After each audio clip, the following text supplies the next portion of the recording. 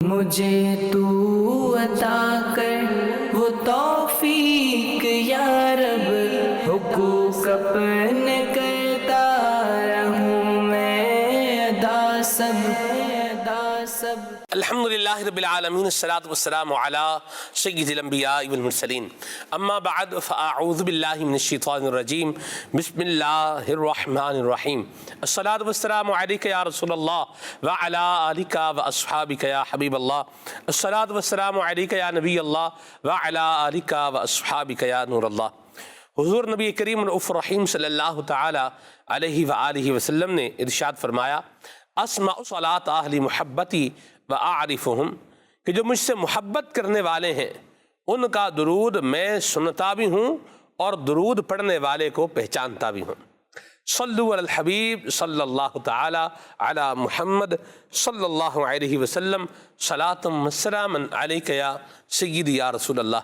اللہ تبارک و تعالی ہمیں کثرت کے ساتھ زیادہ سے زیادہ حضور نبی کریم صلی اللہ علیہ وسلم کی ذات والا صفات پر درود و سلام پڑھنے کی توفیق عطا فرمائے۔ پروگرام آپ دیکھ رہے ہیں حقوق رائٹس۔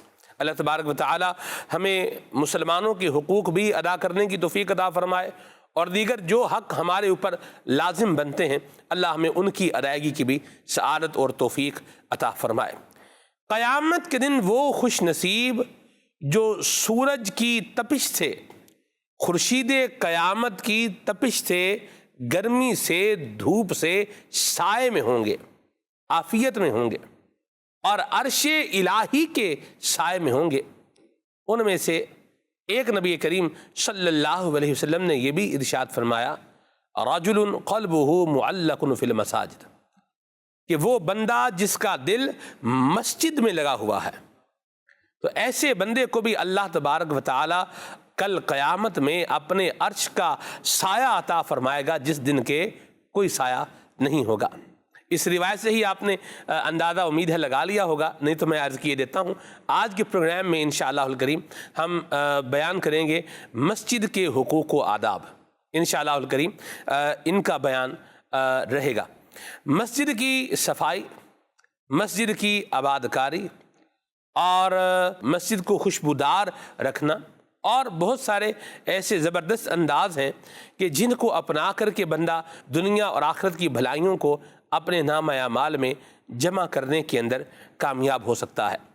اور اسی طرح اپنے گھر کے اندر بھی، بالخصوص اسلامی بہنوں کے لیے جو گھر کے اندر جگہ ہے، مسجد بیت، وہ جگہ جس کو نماز پڑھنے کے لیے خاص کر لیا گیا ہو، مسجد بیت جہاں پر جو ہے وہ اعتکاف بھی کیا جاتا ہے، تو اس کو بھی صاف ستھرا اور خوشبودار رکھنے کے حوالے سے بڑی ہی پیاری اس کی برکات بھی ہیں اور اس کے فضائل بھی ہیں، جن کو آج انشاءاللہ الکریم پروگرام کے اندر بیان کیا جائے گا۔ ایک بہت ہی پیاری حکایت ہے، حضور نبی کریم صلی اللہ تعالی علیہ وآلہ وسلم کے مبارک زمانے کی بات ہے کہ ایک خوش نصیب کو مسجد کی صفائی کرنے کا موقع ملتا تھا، کہ مسجد کی صفائی کرنا اور وہاں سے مسجد کو جو ہے وہ صاف ستھرا رکھنا، جو خس و خاشاک وغیرہ ہیں، تنکے وغیرہ ہیں، ان کو اٹھا لیا کرنا۔ تو یہ ایک خاتون تھیں جن کا یہ مبارک کام تھا کہ وہ مسجد نبوی شریف کی صفائی کیا کرتی تھیں۔ تو جب ان کا انتقال ہوا تو آپ صلی اللہ علیہ وسلم کو ان کے بارے میں خبر نہیں دی گئی۔ تو ایک مرتبہ حضور نبی کریم صلی اللہ علیہ وسلم ان کی قبر کے پاس سے گزرے تو آقا کریم صلی اللہ علیہ وسلم نے فرمایا، یہ قبر کس کی ہے؟ تو صحابہ کرام علیہ رضوان نے عرض کی کہ ام محجن کی ہے۔ فرمایا وہی ہیں جو مسجد کی صفائی کیا کرتی تھی؟ تو صحابہ کرام علیہ رضوان نے عرض کی جی وہی ہیں۔ نبی کریم صلی اللہ علیہ وسلم نے اس عورت سے خطاب فرمایا اور فرمایا کہ تو نے کون سا کام سب سے افضل پایا؟ صحابہ کرام علیہ رضوان نے عرض کی یا رسول اللہ کیا یہ سن رہی ہیں؟ ارشاد فرمایا تم اس سے زیادہ سننے والے نہیں ہو۔ پھر رسول اکرم صلی اللہ علیہ وسلم نے فرمایا کہ اس عورت نے میرے سوال کے جواب میں کہا ہے کہ مسجد کی صفائی کو میں نے سب سے افضل عمل پایا ہے۔ سبحان اللہ، مسجد کی جو ہے وہ صفائی کرنا صفائی ستھرائی کا جو ہے وہ خیال رکھنا، خس و خاشاک تنکے وغیرہ اگر کوئی نظر آ رہے ہیں تو ان کو جو ہے وہ اٹھا لینا، یہ بڑی سعادت مندی کی بات ہے جبکہ یہ کام اللہ کی رضا کے لیے کیے جائیں۔ زمین کا بہترین حصہ ہے وہ جگہ کہ جس کو مسجد کے لیے خاص کر لیا جائے، بے شک۔ اور پھر اس کی آباد کاری کے لیے نبی پاک صلی اللہ علیہ وسلم کی اس طرح کے بھی فرمان جو ہے ان کا مضمون ملتا ہے کہ مسجد کی آباد کاری کرنے والے کے ایمان کی گواہی دو۔ کیا فرمائیں گے مسجد کے حقوق اور آداب؟ الحمدللہ رب العالمین والصلاة والسلام علی سید المرسلین۔ ماشاءاللہ آج کا موضوع مسجد ہے ہمارا، اور جو مسلمان ہے وہ مسجد سے محبت بھی کرتا ہے، مسجد کا ادب بھی کرتا ہے۔ بعض اوقات ایک ایسا شخص جو شاید مسجد میں داخل بھی نہ ہوتا ہو بدقسمتی کے ساتھ، مگر کبھی کبھی جب اس کو اپنی بات کی گواہی دینی ہوتی ہے تو کہتے دیکھو میرا منہ مسجد کی طرف ہے، دیکھو میرا ہاتھ مسجد کی طرف ہے۔ تو مسجد کی عظمت کا، مسجد کے احترام کا ایک مسلمان کے دل میں مقام تو ہوتا ہے، کیونکہ ظاہر ہے مسجد اللہ تعالیٰ کی عبادت کے لیے ہیں۔ مسجد کی اہمیت کو اس سے ہم سمجھیں کہ نبی پاک صلی اللہ علیہ وسلم نے جب مدینہ منورہ ہجرت فرمائی تو پہلے مسجد کی تعمیر فرمائی، واہ! اور مسجد کو اگر ہم اس کی تاریخ کو پڑھتے ہیں، رسول پاک صاحب الاولاق صلی اللہ علیہ وسلم نے جو مسجد کے تعلق سے جو کچھ آپ نے مسجد کو جس انداز پر لیا، اور دین اور اسلام کے کئی کام جو مسجد سے کیے جاتے تھے، اور پھر اس کو اصول بیان کیے کہ مسجد میں کیا ہو سکتا ہے، مسجد میں کیا نہیں ہو سکتا۔ تو یہ تمام تر چیزوں کو اگر ہم دیکھتے تو مسجد کی بہت زیادہ امپورٹنس ہے قرآن میں، کہ اللہ کے گھر کو وہی آباد کرتے ہیں جو اللہ اور قیامت کے دن پر ایمان رکھتے ہیں۔ جی، مسجد بنانا، مسجد میں جماعت سے نماز پڑھنا، درس و بیان، اعتکاف، یہ سب مسجد کو آباد رکھنے کے تعلق سے یہ ساری چیزیں بیان ہوئی ہیں۔ اور الحمدللہ مسلمانوں کی دنیا بھر میں ایک تعداد ہے جو مسجد سے الفت محبت رکھتی ہے اور مسجد میں بیٹھتی بھی نظر بھی آتی ہے۔ میں پوزیٹیو فیس آپ کے سامنے رکھ رہا ہوں۔ جی، میں جانتا ہوں کہ وہ لوگ بھی ہیں جو مسجد میں آتے تک بھی نہیں ہیں بدقسمتی کے ساتھ، مسجد کے باہر ہی ان کے ڈیرے لگے رہتے ہیں، مسجد کے باہر ان کے بیٹھکیں ہوتی ہیں، لوگ ان کی آنکھوں کے سامنے مسجد میں نماز کے لیے جا رہے ہوتے ہیں مگر یہ مسجد کا رخ نہیں کرتے۔ یہ بد نصیب کے فیصلے، نصیب کی باتیں ہوتی ہیں کہ کوئی دور سے آتا ہے مسجد میں نماز پڑھتا ہے، اور کوئی قریب رہ کر بھی مسجد سے دور ہوتا ہے، کوئی ہزاروں میل دور آ کر مسجد کو آباد کرتا ہے، اور کوئی مسجد کے پڑوس میں رہ رہا ہوتا ہے مگر مسجد میں حاضری سے وہ محروم ہے۔ یہ محرومی اس کی اپنی ہے سلمان بھائی۔ مسجد تو اللہ کا گھر ہے، وہ آباد کرنے والوں سے آباد ہو ہی جائے گی، لیکن محرومی اس کی ہے جو مسجد سے محروم کر دیا گیا ہے۔ میں تو یہ نوٹ کرتا ہوں، گھر اللہ کا ہے، گھر ہی اللہ کا ہے، اس کو وہی آئے گا جس کو اللہ بلائے گا۔ اللہ کی بارگاہ سے اذن، اللہ کی بارگاہ سے توفیق الہی جس کو ہم کہتے ہیں۔ میں ابتداً تو پہلے وہ میرے اسلامی بھائی جو بدقسمتی کہوں گا میں ان کی، اور بہت بڑی محرومی کہوں گا میں ان کی، جو مسجد سے دور ہے، مسجد نہیں آ رہے، اور مسجد کی زیارت سے محروم ہے، جماعت کے ساتھ نماز سے محروم ہے، جبکہ کوئی شرعی رکاوٹ بھی نہیں ہے، محض اپنی سستی، اپنی غفلت، اپنی ہٹ دھرمی اور غفلت و گناہوں کی لت، ان تمام تر وجوہات کی بنا پر جو نہیں آتے ان سے تو میری پہلی درخواست ہے، سب سے پہلے تو وہ اپنے رب کے حضور عرض کرے، یا اللہ میں بھی تیرا بندہ ہوں، وہ ہزاروں کو مسجد میں بلاتا ہے، مجھے بھی بلا لے۔ ایسے ایسے محروم اور لوگ ہیں، میں تو محروم ہی کہوں گا، مسجد الحرام کے قریب رہتے ہیں لیکن مسجد الحرام میں جانا نصیب نہیں ہوتا۔ یعنی آپ دیکھیے کتنے ہی خوش نصیب لوگ ہیں جو دنیا بھر سے لاکھوں لاکھ روپے خرچ کر کے جاتے ہیں کہ مسجد الحرام میں 2 رکعت پڑھیں گے، طواف کریں گے، مسجد نبوی شریف میں ہم حاضری دیں گے، لیکن آپ کو وہاں پر بھی کئی لوگ ایسے ملیں گے جنہیں مسجد نبوی شریف میں حاضری دیے برسوں گزر گئے ہوں گے، ایک عرصہ گزر گیا ہوگا، اور مسجد الحرام مکہ پاک میں بھی حاضری دی ایک وقت گزر چکا ہوگا۔ بعض تو وہ ہوتے جو نماز ہی نہیں پڑھتے، وہاں بھی لے کے نماز نہیں پڑھتے۔ تو اول تو میری یہ درخواست ہے کہ مردوں کو چاہیے کہ مسجد کا راستہ لیں۔ جب اللہ کے گھر کو وہی آباد کرتے ہیں تو اللہ اور قیامت کے دین پر ایمان رکھتے ہیں۔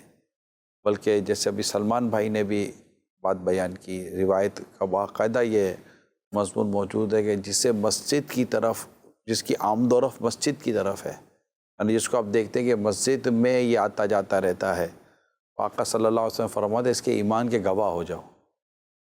یعنی ایمان کی گواہ، یعنی یہ ایمان کتنی اعلیٰ درجے کا ایمان اللہ پاک اس کو نصیب کرتا ہے جس کا دل مسجد میں لگتا ہے۔ اچھا، میں آپ سے ایک اور سوال کرتا ہوں، جب آپ مسجد جاتے کہ آپ کا دل مسجد میں لگتا ہے کہ باہر نکلنے کا دل ہوتا ہے؟ دیکھیں، یہ دلوں کی خرابیاں ہیں، یہ ہارٹ اسپیشلسٹ صحیح نہیں کرتا، یہ کسی اللہ والے کی نظر صحیح کر دیتی ہے، یہ اللہ کی توفیق سے یہ امراض دور ہو جاتا ہے۔ یہ دلوں کے امراض ہیں، یہ باطنی امراض ہیں جن میں ان کی لیبارٹری نہیں ہوتی، ان کی ڈسکشنز ہوتی ہیں۔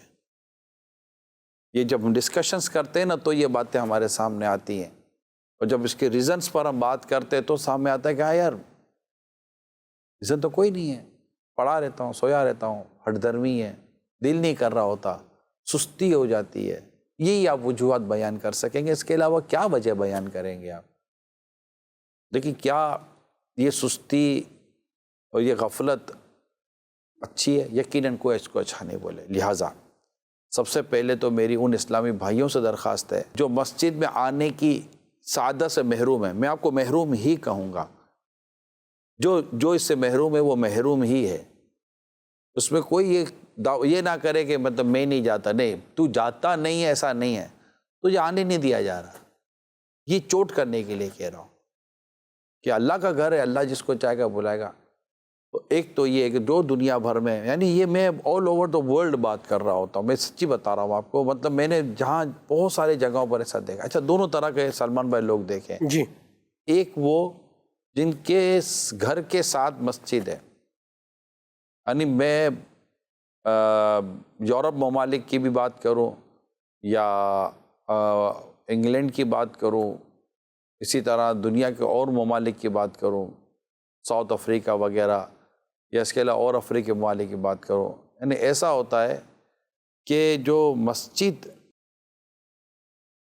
قریب ہوتی ہے نہیں جا رہے ہوتے، مگر جب اس مسجد میں جائیں گے نا آپ، تو آپ کو وہاں سے ایسے لوگ ملیں گے جو گاڑیوں میں 5-5, 10-10, 15-15 کلومیٹر کا سفر طے کر کے مسجد میں نماز با جماعت ادا کرنے کے لیے آئے۔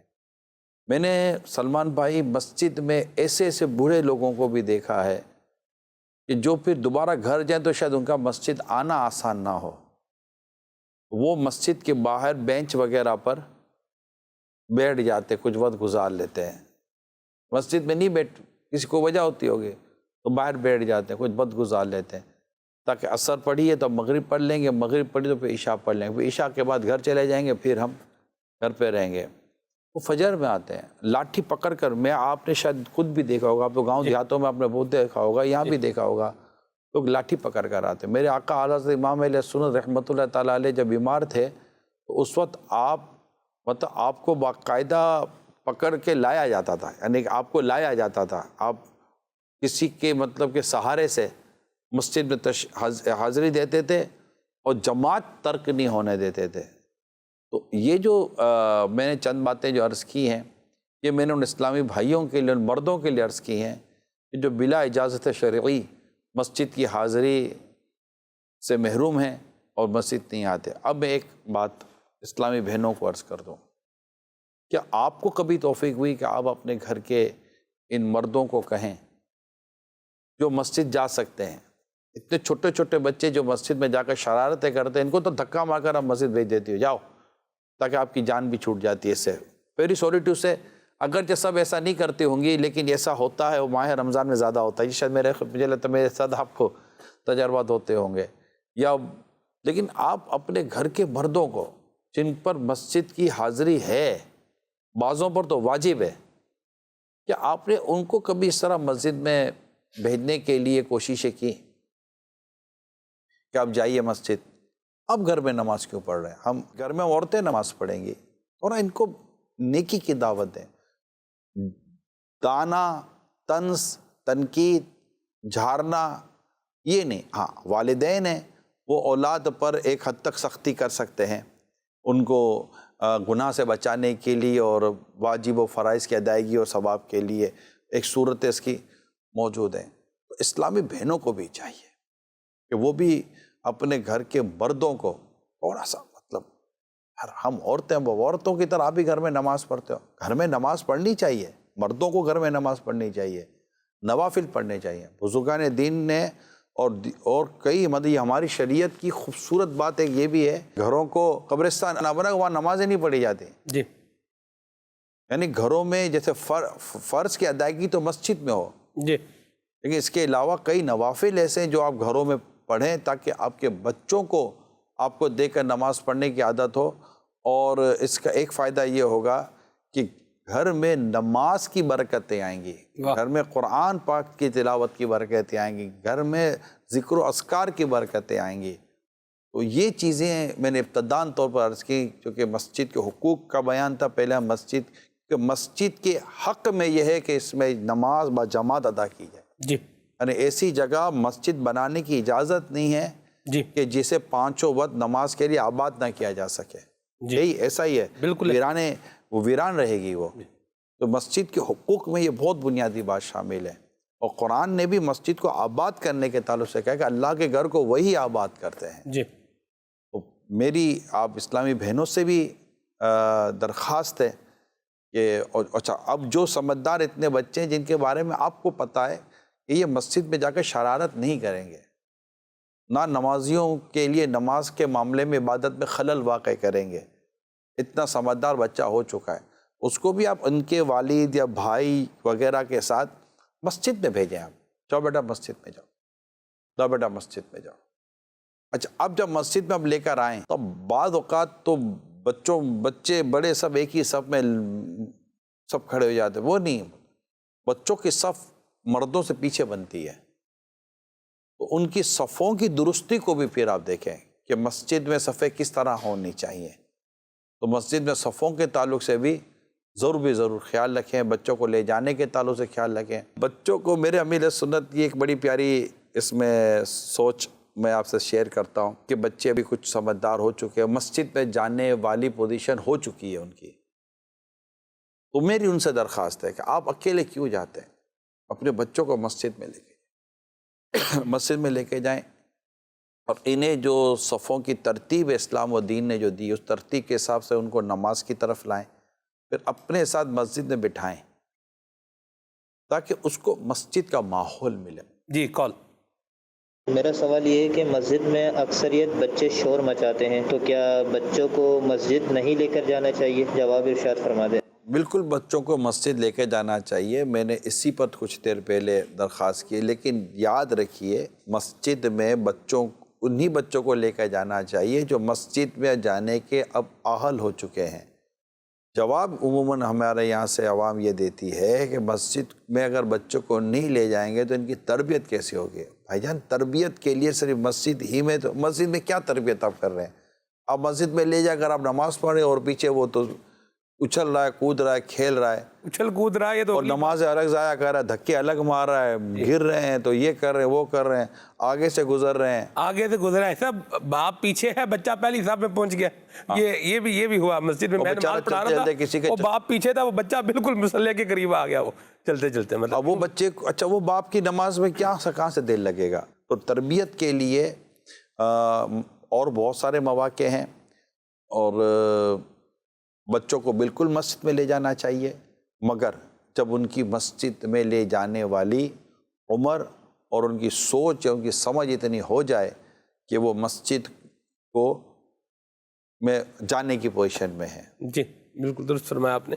اور یہ بھی نظارے دیکھے ہم نے کہ باپ جو ہے وہ نماز پڑھ رہا ہے اور بچے نے رو رو کے مسجد سر پہ جو ہے وہ اٹھا لی ہے، یہ بھی جو ہے وہ انداز دیکھے گئے ہیں۔ بہرحال بڑی پیاری نگران شورا نے ریلیونٹ جو ہے وہ بات کی ہے، اللہ پاک ہمیں عمل کرنے کی توفیق عطا فرمائے. کال لیتے ہیں. جی، میرا سوال یہ ہے کہ مسجد کے کیا آداب ہیں اور اس کا ہم کیا کیا خیال کر سکتے ہیں؟ دیکھیں، مسجد میں جب بھی داخل ہوں سیدھا پاؤں داخل مسجد کریں. اللہم افتح لی ابواب رحمتک دعا پڑھتے ہوئے داخل ہوں.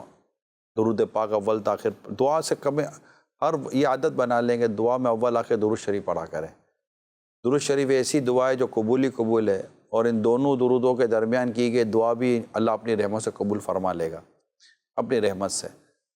اسی طرح جب مسجد میں داخل ہو جائیں تو جب وضو کر کے مسجد میں آتے ہیں تو جو مسجد کا فرش ہوتا ہے، فرش مسجد، اس پہ پانی کے قطرے نہ گریں. وضو میں نہیں کہتا پورا خشک کر دیں، یعنی ہلکی سی تڑی رہے جو انشاءاللہ قیامت کے دن میدان عمل میں نیکیوں کے اندر تولی جائے گی. ٹھیک ہے نا. جی، ویسے چمکنے کا تو یہ ہے کہ اعضائے وضو جو ہے یہ چمک رہے ہوں گے. جی تھوڑا سا زیادہ دھونا چاہیے. تو لیکن پانی کو جیسے یوں وضو خانے پر ہی نچوڑ لیں. اچھا، اسپیشلی جو داڑھی اللہ جن کو سعادت دیتا ہے ایک مٹھی داڑھی رکھنے کی، تو عموماً بعضوں کا دیکھا ہوگا کہ داڑھی سے قطرے ٹپکتے، تو اس کو اچھی طرح داڑھی کو بھی ہم نے تولیے وغیرہ سے، رومال وغیرہ سے خشک کر لینا چاہیے. یعنی اعضائے وضو سے جو پانی ہے وہ فرش مسجد پر نہ ٹپکے، ایک تو یہ خیال رکھیں. جی. پھر دوسرا یہ کہ مسجد کو بدبو سے بچائیں. بڑی اہم بات ہے. منہ سے، کپڑوں سے کسی بھی طرح کی بدبو اگر آ رہی ہے تو یہ بات یاد رہے کہ اگر بدبو والی کوئی بھی ایسی کیفیت ہے جس کا میں ذکر کر رہا ہوں تو مسجد میں داخلہ حرام ہے. جی ہاں، حرام. جی مسجد یہ میں شریعت و دین، قرآن و حدیث کو جب آپ پڑھتے ہیں، فقہ جو پڑھتے ہیں، تو ان کو یہ بات سمجھ میں آ جاتی ہے. تو جب بھی مسجد میں جائیں کپڑوں کی بدبو نہ ہو، بدن سے بدبو نہ آئے، پسینے کی وجہ سے بدبو آتی ہے، منہ سے بدبو نہ آئے، مسواک کریں، منہ صاف کریں.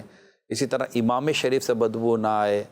بعض اوقات لوگ نہانے میں کمزوریاں دکھاتے ہیں تو مختلف اعضائے بدن سے، بالوں سے، گردن سے، اور مختلف واقع. اب مثال مچھلی کھاتے ہیں تو مچھلی کھانے کے بعد لوگ عموماً، کیونکہ مچھلی ہر ایک کو پکانے آتی نہیں ہے، تو بعض اوقات مچھلی کھانے کے بعد انگلیوں میں مچھلی کی اسمیل رہ جاتی ہے. اب وہ ہم نے صابن، اچھا جیسے آپ صابن سے ہاتھ دھوئیں گے نا، تو ہمارے تو صابن سے ہاتھ تھوڑی دھوتے، صابن کا تڑکا لگاتے ہیں، ایک رس میں ہاتھ دھونا ہوتا ہے. تو وہ جیسے دھوئیں گے، تولیے سے ہاتھ پہنچیں گے، ہاتھ خوشبو آئے گی. اب 5 منٹ کے بعد ہاتھ سونگے گا تو آپ کو مچھلی کی بدبو آئے گی. یہ ناخنوں سے، یہ ناخن ہے نا، ناخن، یہ ناخن اور یہ دانت، ان میں کچھ نہ کچھ تیز جمتی ہیں،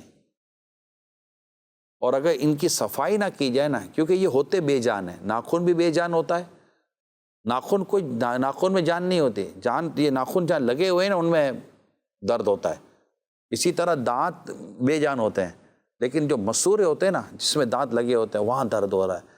تو اگر انہیں صاف نہ کیا جائے نا، ناخنوں کو، یہ کونے جو اس کے ناخنوں کے جو کونوں میں جو انگلیوں کے جو یہ ہوتے ہیں، ان میں بعض اوقات کھانے کے اجزاء رہ جاتے ہیں جسے صاف نہیں کیا جاتا. بعض تو تولیے ہی وہ ہوتے ہیں گھر کے اندر جو خود اس بات کے لیے احتجاج کر رہے ہوتے ہیں کہ جناب ہمیں بھی دھو لو، ہم نے تمہارے ہاتھ صاف کرنے کے لیے رکھا ہے، ہمیں تو دھو، ہم کچھ دھلے دھلائے ہوں گے تو تمہیں بھی کوئی صفائی دیں گے. تو تولیے سے اگر ناک پر منہ پہنچ لو تو یا اللہ خوشبو لگاؤ، وہ تو وہ ناک میں چڑھ جاتی ہے کوئی تولیے کی بدبو. تو یہ اب یہ بدبو والے بعض اوقات چیزیں ہوتی ہیں. رومال سے بدبو آ رہی ہوتی ہے، چادر بعض اوقات استعمال کرتے اس سے بدبو آ رہی ہوتی ہے. تو بدبو کے ساتھ مسجد میں داخلہ یہ حرام ہے، یہ آپ بالکل اپنے ذہن میں بٹھا لیں. لہذا جب بھی مسجد میں جائیں منہ صاف کر کے جائیں، ہاتھ وغیرہ اچھی طرح دھو کے جائیں، کپڑوں سے بدبو نہ. ایک بدبو کی طرف شاید کم توجہ ہے، مجھے ایسا لگتا ہے، وہ سلمان بھائی وہ بدبو ہے جو عموماً کپڑے دھونے کے بعد اگر اسے پراپر دھوپ نہیں دی جاتی، سکھائی نہیں جاتے صحیح طور پر، اب جو پانی کی جو اسمیل جو آتی ہے نا کپڑوں سے، آپ کو شاید اس بدبو کا اتنی مکروہ قسم کی بدبو ہے. اور مجھے اس بدبو کا اتنا مطلب کہ کسی کے کپڑوں سے بدبو اتنی مطلب کہ اچھا ان کو محسوس نہیں ہوتی تھی جن کے تعلق سے میں کہہ رہا ہوں. اچھا مجھے جب بھی یہ بدبو آئے نا میں 100% ہو جاتا تھا کہ یہ آدمی یہیں ہوگا، اور وہ آدمی وہیں ہوتا تھا. اللہ، اس کی توجہ ہی نہیں ہوتی تھی کہ یار میرے، یہ تو دلالت غیر لفظیہ وضعیہ ہو گئی. بالکل بالکل، یعنی وہ ان کو اپنے آپ کو احساس، یعنی 100% کی میں بات کر رہا ہوں نا، صحیح. کہ چلو میں 99.9 کر دیتا ہوں، اتنا سا اسپیس چھوڑ دیتا ہوں. تو پھر میں نے کسی کو، میں ڈائریکٹ نہیں ان کو کہ میں شرمندہ ہو جائیں گے، میں نے پھر کسی کو توجہ دلائی ان کی. پھر مسجد کو یہ دیکھنا ہے کہ یہ بھی مسجد کی آداب میں سے بھی یہ بات شامل ہے، اور یہ لازمی ہے کہ آپ مسجد میں کہیں بھی دیکھیں کہ کوڑا رکھا ہو، کوڑا ہے، کوئی بالوں کا گچھا رکھا ہوا ہے، کوئی تنکا پڑا ہوا ہے، اب آپ خادم کا انتظار نہ کریں. مسجد اللہ کا گھر ہے، کوئی اس میں مطلب کہ شان میں کمی نہیں آتی، بلکہ انشاءاللہ شان بڑھے گی. واہ، یعنی یہ وہ نیکی ہے جو بہت بڑی نیکی دیکھی گئی تھی. کیا بات. جی بالکل. جی یہ حدیثوں میں یعنی اس نیکی کو بڑی اہمیت دی گئی ہے کہ کسی شخص نے مسجد سے تنکا اٹھایا، مسجد کو صفائی کی. کیونکہ مسجد میں اگر کچرا ہے تو یہ ایسی مسجد کو تکلیف ہوتی ہے جیسے کسی کی آنکھ میں اگر کوئی کچرا چلا جائے تو اس کو جو تکلیف ہوتی ہے نا، ایسی مسجد کو تکلیف ہوتی ہے. اس طرح کی جی بالکل روایتیں ملتی ہیں. تو یہ چند ایک میں نے کچھ اہم مسائل جو مسجد سے متعلق تھے وہ میں نے عرض کرنے کی کوشش کی ہے. نہیں، یہ تنکے بھی اگر ہم نہیں اٹھانے تو پھر مسجد میں خادم رکھنے کا کیا فائدہ ہے؟ وہ خادم جو رکھے رکھے ان کا کام ہے سارے صفائی کریں بھئی. ایک تو ان کو تنخواہ بھی دیں، اوپر سے تنکے بھی ہم ہی اٹھاتے رہیں. مسجد میں عموماً خادم صفائی کرتے ہیں، پوچھا لگاتے ہیں، جھاڑو بھی لگاتے ہیں، جو بھی ان کو صفائی کرنی کرتے ہیں. لیکن اب ایسا تو ہے نہیں نا کہ انہوں نے مسجد میں صفائی کر لی اور صفائی کرنے کے بعد اب مطلب یہ ہو گیا کہ اتنے گھنٹے تک مسجد میں کوئی کچرا آنے کی اجازت نہیں ہوگی. کھڑکی دروازے کھلے ہوتے، کچرے کو تو نہیں نا پتہ کہ یار خادم صاحب صاف کر کے گئے، اب آدھے پونے گھنٹے تک تو ہم مسجد میں نہیں جا سکتے. تو اب ہم اگر نماز کے لیے گئے اور ہم نے کوئی سی چیز دیکھی ہے تو ثواب کی نیت سے ہمیں اٹھا لینا چاہیے. اسی طرح مسجد کی جو بجلی ہے، وقف کا ادارہ ہوتا ہے، مسجد چندے سے چلتی ہے، اس کی بجلی وغیرہ کے تعلق سے بھی دیکھیں کہ جیسے کہ یہ میں آپ کو جو باتیں عرض کر رہا ہوں یہ ہم نے امیر سنت سے سیکھی ہیں. مسجد کی بجلی اور وقف کے مال کے تعلق سے خاص طور پر مثال کے طور پر مسجد میں جاتے ہیں تو مسجد میں ایک پنکھا چل رہا ہے، تو اگر آپ ٹھیک ہے آپ نے اپنی انفرادی نماز پڑھنی ہے، لیکن کیونکہ گھر میں ایک پنکھا ہوتا ہے کہ ہر فرد کے اوپر ایک پنکھا الگ لگایا ہوا آپ نے نہیں نا، بلکہ اگر ابھی توجہ ادھر کا ہو تو پنکھا بند کرو، ابھی ہم سب ادھر بیٹھے ہوئے ہیں، ادھر کی لائٹ بند کرو کیونکہ بل آتا ہے آپ کو. تو اب عرض یہ ہے کہ اگر مسجد میں ہم جاتے ہیں اور ایک پنکھا چل رہا ہے جس کے نیچے ایک نمازی نماز پڑھ رہا ہے تو کوشش کیجئے کہ اسی پنکھے کے ہوا پر ہی آپ بھی نماز ادا کر لیں. امیر سنت کو یہاں تک میں اس پر دعوت اسلامی میں شاید نہیں تھا یا آیا ہوں گا تو اس طرح مجھے دیکھنے کا موقع نہیں ملا. امیر سنت جب کسی نیکی کی دعوت دے کر کوئی سفر کر کے جب مسجد میں آتے تھے، سلمان بھائی مسجد میں تھک جاتے، روزہ ہوتا تھا، تھک جاتے تھے تو نماز کے انتظار تک اگر کوئی آرام کرنا ہوتا تو آپ پنکھا نہیں چلاتے تھے. آپ فرماتے یہ پنکھا میرے آرام کے لیے نہیں ہے تو نمازیوں کے لیے. مطلب اس طرح کی اور چیزیں ہوتی تھیں. تو یوں مسجد میں کھانا پینا، سونا، سحری، افطار، نیاز لنگر جو ہوتا ہے اس کے لیے اعتکاف کی نیت ضروری ہے. اچھا اعتکاف کی نیت کھانے پینے کے لیے نہیں کریں گے، اللہ کے ذکر کے لیے کریں گے، عبادت کے لیے کریں گے کہ میں اعتکاف کی نیت کرتا ہوں. پھر کچھ اوراد و وظائف پڑھ لیں، ذکر اذکار کر لیں، درود پاک پڑھ لیں. پھر کھانا پینا چاہیں تو کھا پی سکتے ہو، جائز ہو جائے گا، ورنہ تو کھانا پینا سونا یہ مسجد میں اس کی اجازت نہیں ہے، یہ جائز نہیں ہے. تو یوں مطلب اگر میں بیان کرتا ہی چلا جاؤں تو مسجد کے بہت آداب بھی ہیں، مسجد کے لیے کئی احکامات ہیں. یعنی میں جو بیان کر رہا ہوں ان میں کچھ بہت ضروری ہیں، کچھ مستحبات میں سے، کچھ آداب میں سے، کچھ سنتوں میں سے ہوں گے. تو یوں ایک جنرل میں نے آپ کے ساتھ ڈسکس کی ہے. کون؟ میرا سوال یہ ہے کہ اکثر لوگ مسجد میں جماعت کی وجہ سے بھاگنے لگتے ہیں نا، اور صفے بھی پھیلانتے ہیں، اس بارے میں آپ کیا ارشاد فرماتے ہیں؟ بھاگنا تو نہیں چاہیے، مسجد میں اس طرح چل کر آنا چاہیے کہ پاؤں کی دھمک جو ہے نا وہ بھی محسوس نہ ہو. باوقار طریقے سے چلنے کو فرمایا گیا ہے کہ ہم جب جماعت سے نماز پڑھ، لوگ بھاگ کر جماعت سے نماز پڑھنے جاتے ہیں اس میں پھر غلطی بھی کرتے ہیں کہ وہ تکبیر تحریمہ نہیں کہہ پاتے اور بغیر تکبیر تحریمہ کہے اور نماز کا پہلا فرض ادا کیے بغیر وہ رکوع میں چلے جاتے ہیں، تو وہ جب اگر انہوں نے نماز کا پہلا فرض ہی ادا نہیں کیا تو پھر ان کی نماز ہی شروع نہیں ہوتی۔ یہ غلطیاں عموماً اس طرح رکوع میں جب امام صاحب جاتے ہیں نا تو وہ جس طرح بھاگ کر آتے اور جس طرح وہ جو رکوع میں چلے جاتے ہیں، تو وہ یہ مسائل پچھلے دن امیر سنت نے فجر کے بعد امیر سنت کا جو بیان ہوتا ہے، یعنی فجر کے بعد میرا بیان ہوتا ہے 5:05 پہ جماعت ہو گئی ہے، تو سمجھے کہ 5:15 کے آس پاس کہہ سکتے ہیں بیان کا جیسے آغاز، تو میں بیان کرتا ہوں اور میرے بیان کے دوران ہی امیر سنت کی جب بھی آمد ہوتی ہے تو بیان کلوز ہو جاتا۔ آپ ماشاءاللہ نماز کے مسائل بیان فرماتے ہیں، تو ان دنوں نماز کے فرائض چل رہے ہیں جی، تو تکبیر تحریمہ کا جو بیان تھا تب بھی امیر سنت اس طرف توجہ دے رہے تھے۔ تکبیر تحریمہ یہ نماز کی شرائط میں آخری شرط ہے اور نماز کے فرائض میں پہلا فرض ہے، یعنی جو نماز سے پہلے ہیں نا چیزیں وہ شرائط میں شامل ہیں، اور جو نماز کے اندر یہ چیزیں یہ فرائض میں شامل ہیں۔ اب چونکہ تکبیر تحریمہ باہر سے لے کر اندر میں ہے، باہر سے شروع ہوتی ہے اور اندر میں ختم ہوتی ہے، لہٰذا اس کو شرط اور فرض دونوں میں لیا گیا ہے۔ مرحبا۔ تو یہ ہے، تو بھاگ کر نہیں آنا چاہیے، باوقار طریقے سے آئیں۔ انڈرسٹینڈنگ یہ آپ کر لیں، اور میری بھی ماشاءاللہ اس میں کئیوں کو مشاہدہ تجربہ ہوگا، اگر آپ باوضو رہنے کے عادی ہیں نا واہ واہ واہ، تو آپ کی انشاءاللہ تکبیر اولیٰ فوت نہیں ہوگی۔ مرحبا۔ یہ باوضو رہنے کی ایک فضیلت ہے کہ اگر جو باوضو رہتا ہے اللہ نے چاہا تو اس کی تکبیر اولیٰ فوت نہیں ہوگی۔ مرحبا۔ جی کون؟ میرا نام سلیم عبدالغفار۔ سوال یہ ہے کہ مسجد کے اندر اگر جگہ ہو اور باہر چرائیاں بچھا دی جائے تو یہ طریقہ صحیح ہے کہ غلط ہے؟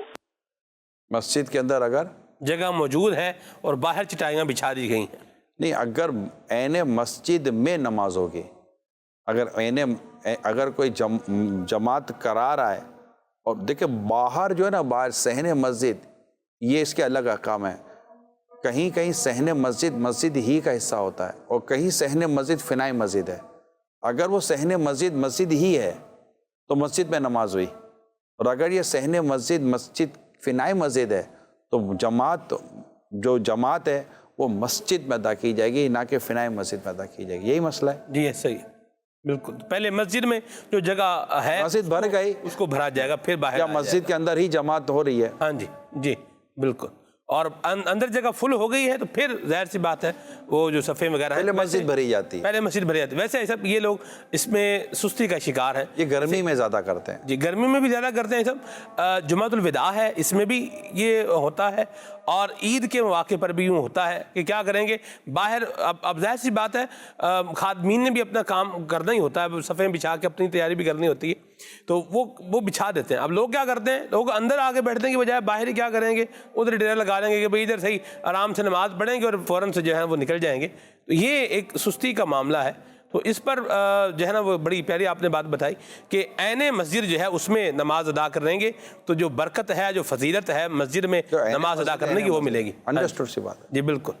اللہ پاک ہمیں یہ سستی دور کرنے کی توفیق عطا فرمائے، اور جتنا حساب پہلی صف میں نماز پڑھے گا اتنا جنت میں بھی جو ہے وہ جلدی جائے گا۔ عقل مندی کی علامت بھی ہے، عقل مندوں کی علامت بھی ہے کہ جو جا کر پہلے صف میں بیٹھے، یعنی بعض اوقات ایسا ہوتا ہے کہ جا کر آخری صف میں ٹیک لگا کر بیٹھے ہوئے ہوتے ہیں، ہاں جی، جماعت جب کھڑی ہوتی ہے تو یہ خرامہ جا رہے ہوتے ہیں اور ان کو تیسری چوتھی صف میں جگہ ملتی ہے، اور ان کے بعد آنے والا آدمی پہلی صف میں جا کر جماعت سے نماز پڑھ رہا ہوتا ہے۔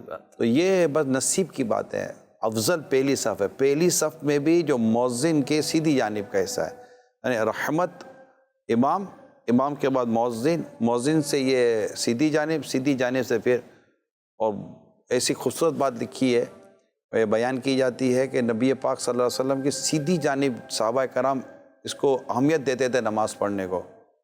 کیوں؟ کہ جب امام سلام پھیریں گے تو پہلے سیدھی جانب پھیریں گے، تو صحابہ کرام پہلے زیارت کر لیتے تھے۔ اللہ اللہ اللہ، واہ، مرحبا۔ جی کون؟ صف بنانا کہاں سے شروع کرنی چاہیے، درمیان سے یا سائڈ سے؟ اس بارے میں بھی رہنمائی فرما دیں۔ امام کے پیچھے مؤذن سے سیدھی جانب، پھر الٹی جانب، پھر اس کے مؤذن کے پیچھے پھر سیدھی جانب، پھر الٹی جانب، یہ ترتیب ہے۔ مرحبا۔ جی کون؟ ਪਿਆਰੇ ਨਿਗਰਾਨੀ ਸ਼ੂਰਾ, ਤੁਸੀਂ ਸਹੀ ਫਰਮਾ ਰਹੇ ਹੋ ਕਿ ਬੱਚਿਆਂ ਨੂੰ ਅਸੀਂ ਮਸਜਿਦ ਲੈ ਕੇ ਜਾਵਾਂਗੇ ਤਾਂ ਉਹਨਾਂ ਦੀ ਤਰਬੀਅਤ ਹੋਏਗੀ, ਲੇਕਿਨ ਫਿਰ ਵੀ ਗਾਉਂ ਦਿਹਾਤ ਦੇ ਜਿਹੜੇ ਨਮਾਜ਼ੀ ਬਜ਼ੁਰਗ ਹਜ਼ਰਾਤ ਨੇ, ਵਡੇਰੇ, ਉਹ ਕਹਿੰਦੇ ਨੇ ਕਿ ਬੱਚਿਆਂ ਨੂੰ ਘਰ ਛੋੜ ਕੇ ਆਇਆ ਕਰੋ, ਇਹਨਾਂ ਨੂੰ ਤੁਸੀਂ ਕਿਉਂ ਲੈ ਕੇ ਆਉਂਦੇ ਹੋ?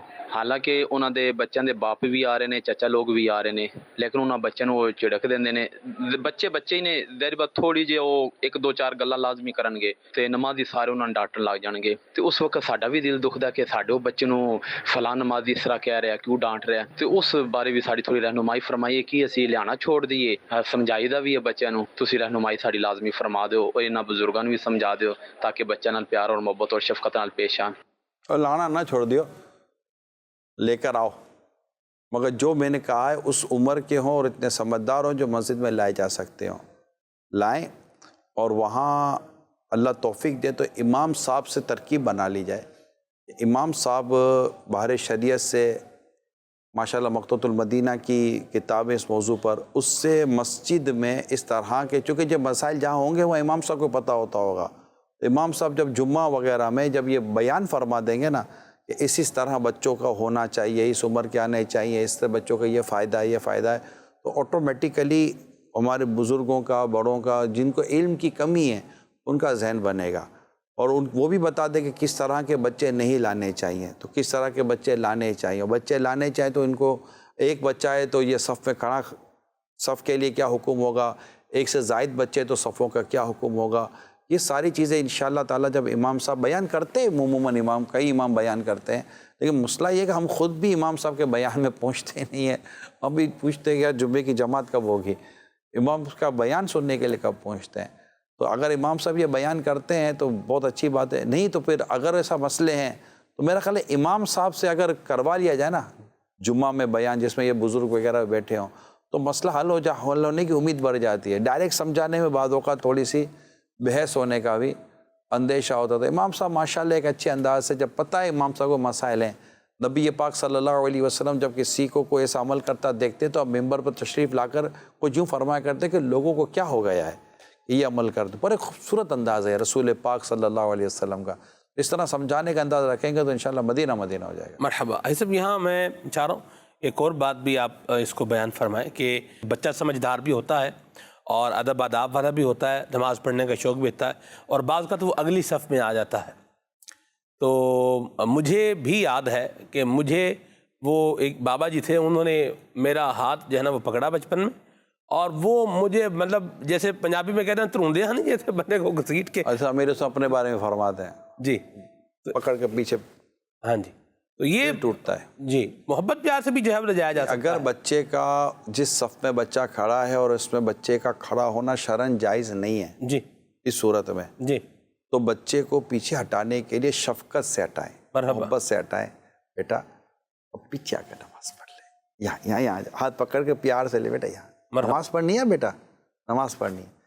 حضور میرے ساتھ ایک واقعہ دل خراش نہیں ہے، اچھا واقعہ، میں ایک مسجد میں پہلی صف میں نماز پڑھتا تھا، یہ ایک ایسا وقت تھا، یعنی دعوت اسلامی میں بھی پھر میں بعد میں آیا تھا، پہلے ایک تھوڑا سا ایک وقت آیا تھا کہ میں تھوڑا سا یہ گیا تھا دین کی طرف، لیکن عاشقان رسول کی صحبت ہی مجھے ملی تھی۔ تو مجھے ایک یاد پڑتا ہے کہ میں مسجد میں گیا تھا، ایک بزرگ کی بات یاد آتی ہے، ایسے شیئر کر لیتا ہوں۔ تو میں پہلی صف میں نماز پڑھتا تھا، اور الحمدللہ میں اس وقت اذان سے پہلے مسجد میں پہنچ جاتا تھا۔ کیا بات، یہ شاید میری 16-17 سال کی عمر ہوگی، 18 سال کی عمر ہوگی، میں اس وقت کی بات کر رہا ہوں۔ مرحبا۔ تو مجھے ایک بزرگ ہوتے تھے سفید داڑھی والے، ایک دفعہ انہوں نے مجھے کہا جب کہ بیٹا جب تم، اب ان کی بات کو میں اپنے انداز سے دہراتا ہوں، میں جب نماز پڑھتا تو میرے پاؤں یوں ہوتے تھے، نہیں آپ، تو مجھے ایک دفعہ انہوں نے کہا تھا بیٹا اپنے پاؤں سیدھے کر لو، سیدھے چل پڑو گے۔ کیا بات ہے، مرحبا۔ اتنے پیار، اب میں کب کی بات کر رہا ہوں، 16-17 سال کی میری عمر ہوگی شاید، I think if I am not wrong. اس وقت وہ بزرگ نے مجھے بات بتائی تھی، مجھے تو عطا کر وہ توفیق یا رب، حقوق اپنے